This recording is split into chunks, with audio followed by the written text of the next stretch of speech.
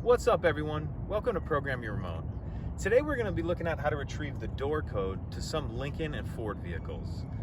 Sometimes you may have this code on a card in your owner's manual, but in case that's missing, I'm going to show you how to find it.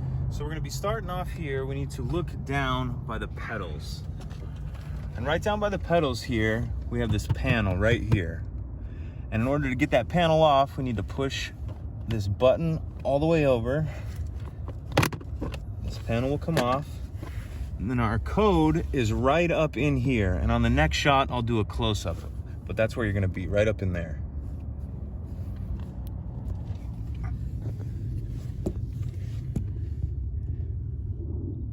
There's the code right there.